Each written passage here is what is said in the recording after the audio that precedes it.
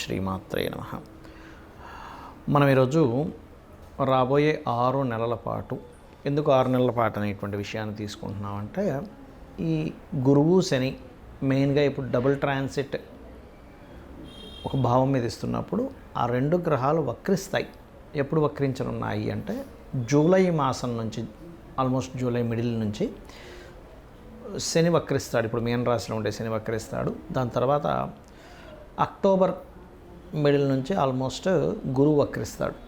So అక్టోబర్లో అయినా జూలైలో శని భగవానుడు ఇద్దరు వక్రించినప్పుడు, ఇప్పుడు స్ట్రైట్గా ఉన్నప్పుడు ఇచ్చే ఫలితాలు, వక్రించినప్పుడు ఇచ్చేటువంటి ఫలితాలు, మరియు దీంతోపాటు ఈ కేతువు కుజుడు మనం పిశాచయోగం గురించి చెప్పుకుంటూనే ఉన్నాం, రకరకాల ఇబ్బందులు అవన్నీ కూడా.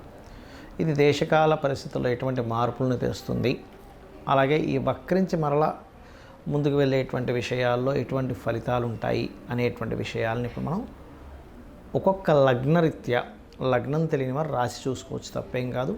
ఎందుకంటే రాశి ఫలాలు వేరు, లగ్నరీత్యా గ్రహాలు మార్పులు చెందినందుకు ఆ లగ్నం నుంచి ఆ యొక్క గ్రహాలు ఎటువంటి ఫలితాలు ఇస్తాయి, అందులో మంచి ఫలితాలు ఉంటాయి, జాగ్రత్తలు ఉంటాయి.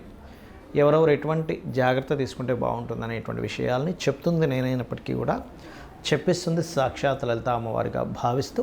సింహలగ్నము, సింహరాశి. సింహం వారికి మీరు గమనించుకున్నట్లయితే ఎప్పుడైతే మీకు జూన్ మాసం ప్రారంభమైందో అక్కడి నుంచి కొంచెం బీపీ లెవెల్స్ ఎక్కువగా ఉన్నవారు, లేదా బాడీ పెయిన్స్ ఉన్నటువంటి వారు, కొంచెం తిమ్మిరిగా రావడం, షాక్ కొట్టినట్టు కావడం, ఇట్లాంటివి జరుగుతుంటాయి. ఏది కుజకేతువులు కలిసి ఉన్న 2 నెలలు, దాని తర్వాత కేతువు ఉన్నందుకు కొంత తీక్షణమైనటువంటి, అంటే కొంతమంది చూడండి బాగా చాలా పట్టుదలతో చేస్తారు కొన్ని. అటువంటివి జూన్ మాసంలో ఒకసారి, మరియు అక్టోబర్ నవంబర్ మాసంలో ఒకసారి బాగా చేస్తారు. అంటే ఏదైనా ఉపాసన చేసే విషయంలో చాలా గట్టిగా చేసేటువంటి సమయం జూన్, అక్టోబర్, నవంబర్ మాసంలో జరుగుతాయి, మీకు గుర్తుపెట్టుకోండి. అయితే ఈ కుజుడు కేతు ఉన్నందుకు కాస్త బ్లడ్ కౌంట్ తక్కువగా ఉన్నటువంటి వారు, రక్త సంబంధించినటువంటి విషయాల్లో కొంత స్ట్రెస్ అవ్వడం, ఇట్లాంటివి ఉంటాయి. కాబట్టి ఆ యొక్క విషయంలో తగు జాగ్రత్తలు తీసుకుంటూ దానికి తగ్గట్టుగా క్యారెట్స్, బీట్రూట్స్ తినడం, ఆరోగ్యం విషయంలో కొంచెం జాగ్రత్తగా ఉండండి. అలాగే ఏదైనా కొత్త కోర్సెస్, లేకపోతే పలానా మిషన్ కొని నేను స్ట్రక్ అయిపోయాను అనిపించడం, ఇటువంటివన్నీ కూడా సింహలగ్నం వారికి జరుగుతూ ఉంటుంది. ఫ్యాక్టరీ వల్ల, కొంచెం భూమి వల్ల, తల్లిదండ్రుల వల్ల నేను కొంచెం స్ట్రెస్ అవుతున్నాను, ఇట్లాంటివి కొంచెం ఉంటాయి. దీనికి ఏమీ లేదు, సింపుల్. కందులు, ఉలవలు దానంగా ఇవ్వడం, లేదా కుజకేతు గ్రహాల దగ్గర దీపారాధన చేయడము, లేనట్లయితే గోవుకి క్యారెట్స్, గ్రాసము తినిపించడం చాలు. ఇక శని భగవానుడు అష్టమంలో ఉండే అష్టమ శని, సింహరాశి లేదా సింహలగ్నం, లగ్నం నుంచే ఏలినాటి శనిలో చూసుకోరు, రాశి నుంచే చూసుకుందాం కాసేపు. అష్టమ శని ప్రభావం July, middle of the July నుంచి ఒక 4.5 నెలల పాటు తగ్గుతుంది. అయితే తగ్గి సప్తమ స్థానం వైపు వస్తుంది. కాబట్టి పార్ట్నర్సు, వివాహ నిర్ణయాల విషయాల్లో కాస్త జాగ్రత్తగా ఉండాలి. అలాగే ఇప్పుడు సింహం వారికి లాభగురువు మంచివాడు, దానిలో ఎటువంటి సందేహం లేదు. కాకపోతే ఒక 2 నెలల పాటు మాత్రం ఆ లాభగురువు కాస్త వ్యయంలో సంచరిస్తుంటాడు అక్టోబర్, నవంబర్ మాసంలో ముఖ్యంగా. కాబట్టి ఆ వ్యయంలో సంచరించిన 2 నెలలు కూడా కొంచెం మీరు ఇన్వెస్ట్మెంట్ చేయడానికి మంచి సమయంగా చెప్పుకోవాలి ఆ టైంలో. కాకపోతే వక్రించి మళ్ళీ వెనక్కి వెళ్ళినప్పుడు మాత్రం, ఎప్పుడైతే వక్రగతి జరుగుతుందో అక్కడ నుంచి మళ్ళీ కొన్ని లాభాల వైపు కూడా మీ యొక్క ఆలోచన కానివ్వండి, మీ యొక్క లైఫ్ స్టైల్ కానివ్వండి మారుతూ ఉంటుంది. కాకపోతే ముఖ్యంగా నేను చెప్పేది ఒకటే, ఇక్కడ ఎవరైతే స్త్రీలు వంట చేసేటప్పుడు, కట్ చేసేటప్పుడు, ఏదైనా ఇంట్లో ఒక్కోసారి చూడండి మనమే పవర్ ఏదైనా ప్రాబ్లం వస్తే ఆ ఫీజులు తీసేసి ఇందులో వేలు పెట్టేసి ప్రయత్నం చేస్తూ ఉంటాం. అటువంటివి పవర్ రిలేటెడ్ విషయాల్లో, ఆయుధ సంబంధించిన విషయాల్లో, లేకపోతే బీపీ లెవెల్స్ ఎక్కువ ఉన్నప్పుడు ఈ జూన్ మాసము, అక్టోబర్, నవంబర్ మాసము చాలా చాలా జాగ్రత్తగా ఉండండి మీరు. ఇక మీరు నిత్యము చేయవలసిన దేవతారాధన, దత్తాత్రేయుడి ఆరాధన చేయడం అనే విధాలు బాగుంటుంది. ఈ జూలై 15 తర్వాత శని వక్రగతి అని చెప్పుకున్నాం. అదేవిధంగా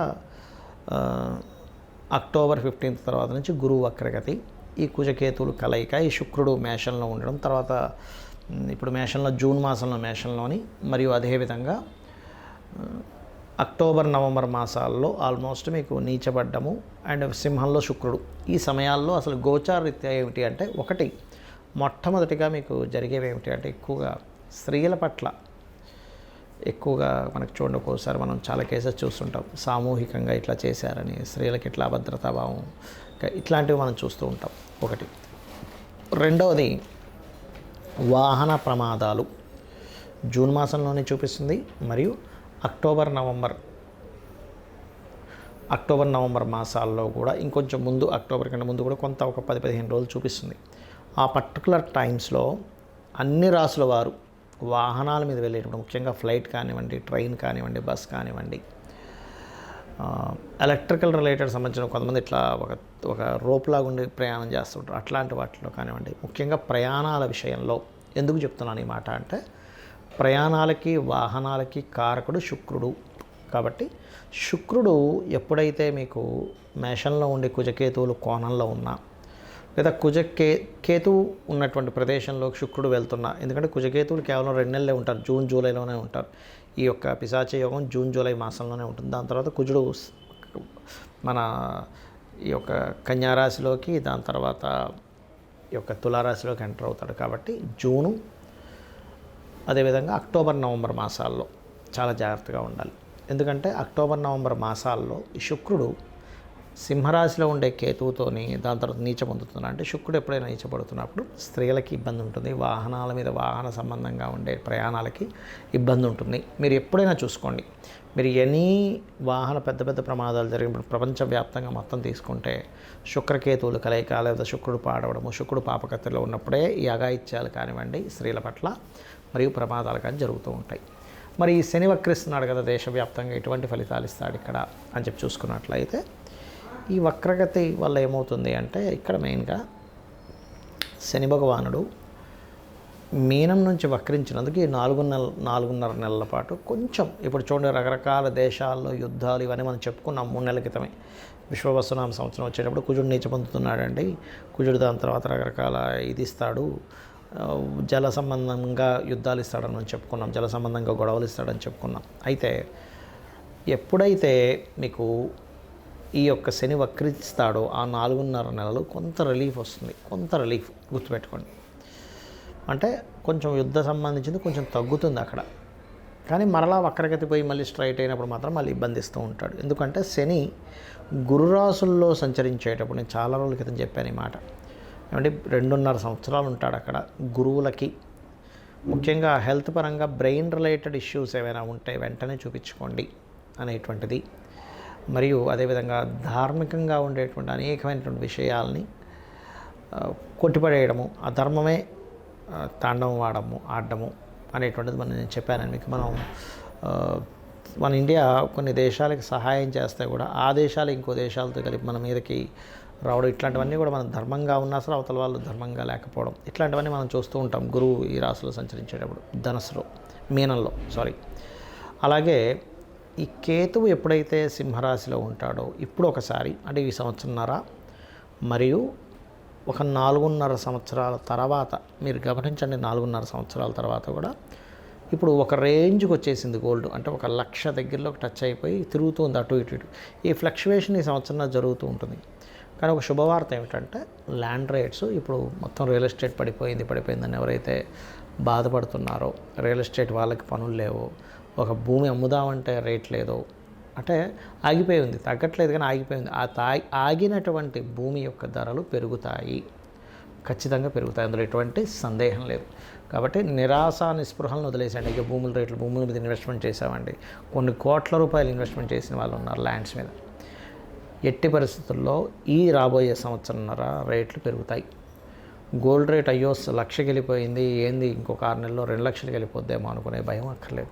కొంత అక్కడదే ఆగుతుంది. మరలా మీకు 4.5 సంవత్సరాల తర్వాత మళ్ళీ మీకు అక్కడ కూడా మళ్ళీ బాగా అక్కడ ఆగుతుంది. కాబట్టి ఈ జాగ్రత్తలు ఈ విషయాల్లో తీసుకుంటూ ఉండాలి. కాకపోతే అందరూ కూడా, ఏ రాశి కానివ్వండి, ఏ లగ్నం కానివ్వండి, అందరూ కూడా చేయవలసింది ఏంటంటే ఉపాసనా స్థానము అంటారు. అంటే మనం ఏదైనా ఒక దేవతని కానీ ఎవరినైనా సరే ఉపాసన చేసేటువంటి స్థానంలో రవిరాశిలో కేతు ఉన్నందుకు గణపతిని, స్కందుణ్ణి, సూర్యభగవానుణ్ణి మనం ఎంత ఆరాధిస్తూ ఉంటే మీకు గణపతి రూపంలో మీకు ఒక ఉపాసన ఎవరైతే ఎక్కువ గణపతిని చేస్తారో రాబోయే ప్రమాదం ఇలా రాబోతుందని గణపతి స్వప్నంలో కనబడి చెప్పడం కూడా జరుగుతుంది, గుర్తుపెట్టుకోండి. ఎందుకంటే ఈ కలియుగంలో కలౌ చండీ వినాయక అంటారు. అంటే చండీ ఆరాధన, గణపతి ఆరాధన చక్కటి ఫలితాలు ఇస్తుందట. కలియుగంలో వేరే ఆరాధన చక్కటి ఫలితాలు ఇవ్వదని కాదు, కలియుగ దైవమైనటువంటి వెంకటేశ్వర స్వామి ఆరాధన ఇవ్వదా అంటే అలా కాదు, కానీ ఎక్కువ ఫలితం ఇస్తుందని మన శాస్త్రవచనం. కాబట్టి స్కందుణ్ణి, గణపతిని, సూర్యుని ఎక్కువ ఆరాధించండి. మీరు ఎటువంటి ఇబ్బందుల్లో పడకుండా ఆ యొక్క స్వామివారు మిమ్మల్ని రక్షించి తీరుతారు. శ్రీమాత్రే నమః.